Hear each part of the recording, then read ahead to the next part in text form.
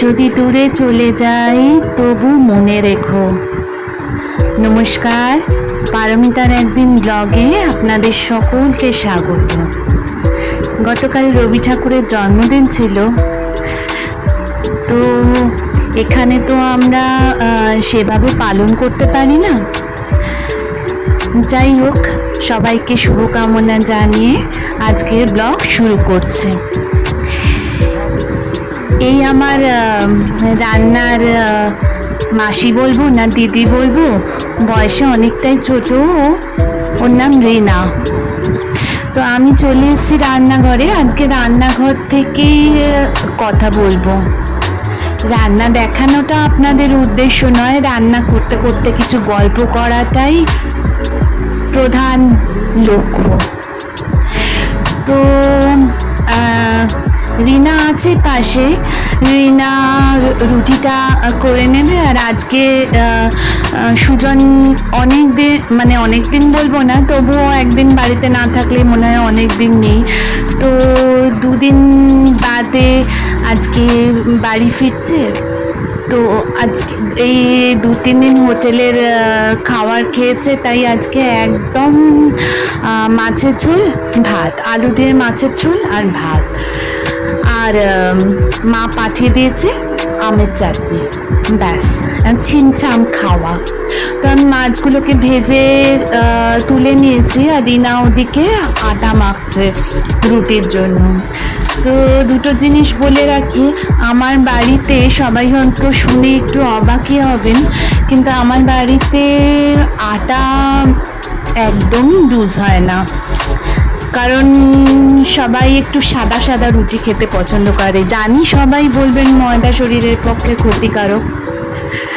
তো যাই হোক, আমি এর পাশে একদম পেঁয়াজ ছাড়া আদা বাটা জিরে বাটা দিয়ে মাছের ঝোল করছি।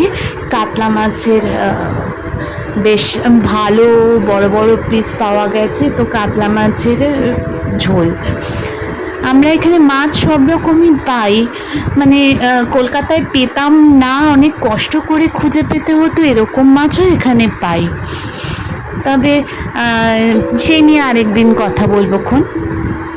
আজকে আপাতত যেটা বলছিলাম, যে রবীন্দ্র জয়ন্তী আমাদের ওখানে যেরকমভাবে মানানো হয়, এখানকার বাচ্চারা মানে সেভাবে তো কল্পনাই করতে পারে না।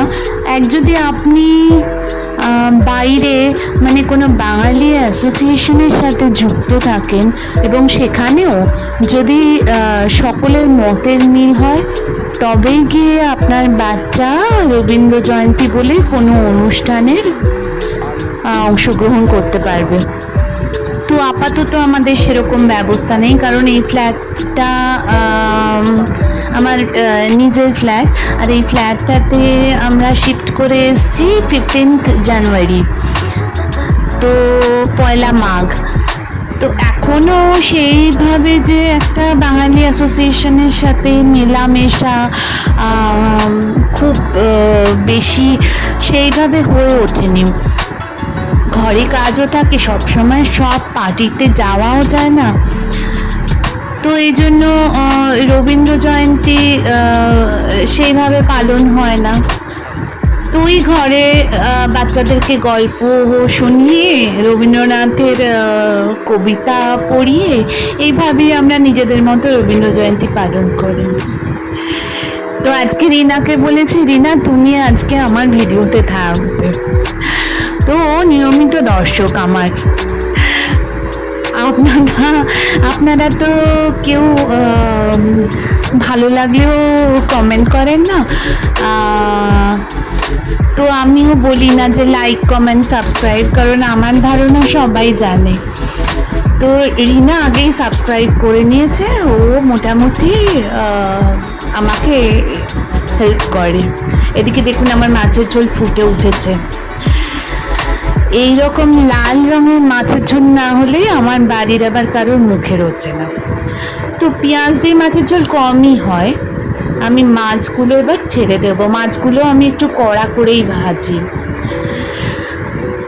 বম্বেতে আসার পরে আমার যেটা উন্নতি হয়েছে সেটা হচ্ছে আমি রান্নাঘরে প্রবেশ ঘটেছে আমার। মানে আমি আগে কোনোদিন, যারা আমাকে চেনেন জানেন তারা জানেন যে আমি ওই চিরকালই ইনস্ট্রাকশন অবধি আমার সীমাবদ্ধ, রান্নাঘর মুখও আমি কোনোদিন হইনি, জীবনেও কোনোদিন না, না বিয়ের আগে না বিয়ের পরে। তো এখানে আসার পরে মোটামুটি আমি রান্নাঘরে রোজই আসা যাওয়া করি, চেষ্টা করি ছেলেদের সুজনের পছন্দ মতো কিছু বানিয়ে দিতে, অন্তত একটা দুটো পদ যদি নিজে হাতে বানানো যায়, রিনার সাথে গল্পও হয়ে যায় আর দাঁড়িয়ে দাঁড়িয়ে আমিও করে নিই। যাই হোক, আমার মাছের ঝোল মোটামুটি হয়ে এসছে। তো এই হচ্ছে আমার কি বলবো রান্নার অভিজ্ঞতা। আপনাদের ভালো রান্না করব যখন, তখন একদম রেসিপি দিয়ে ভালো করে বোঝাবো।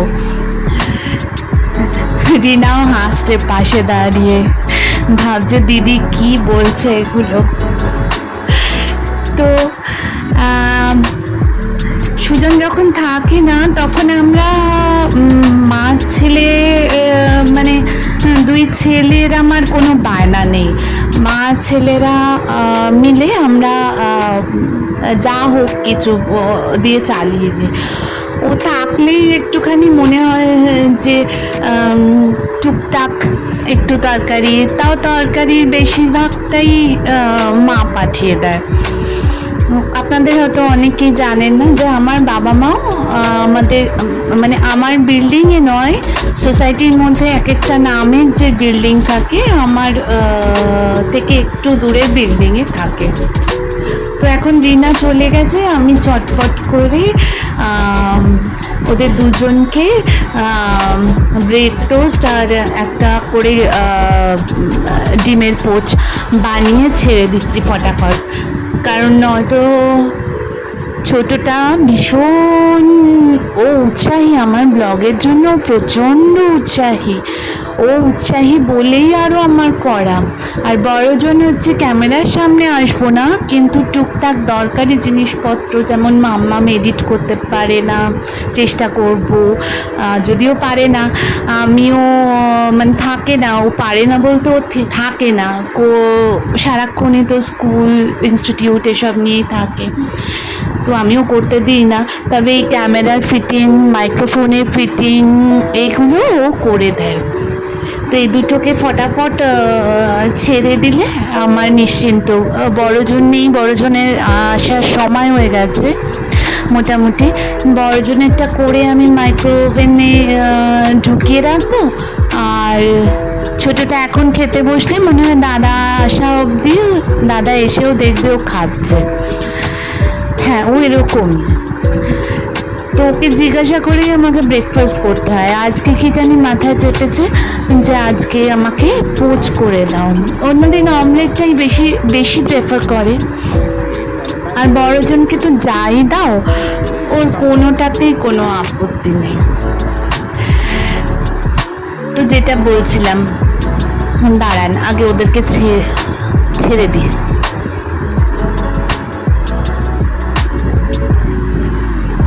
এই দেখুন আজকের বিশাল রান্না, ভাত, এই নীলবাটিটাতে রুটি, আর এইটাতে আমার একদম লাল মাছের ঝোল, কোনো ফুড কালার ইউজ করিনি কিন্তু, অনলি কষানো কষানো কষানো।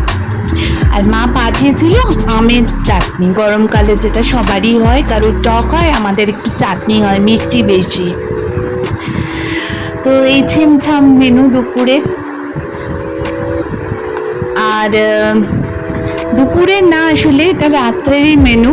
আর আমি গতকালের মাছ আছে, তো ছেলেদের ওটা একটু গরম করে দেবো, খাওয়ার সময় দুপুরে ওটাতে হয়ে যাবে।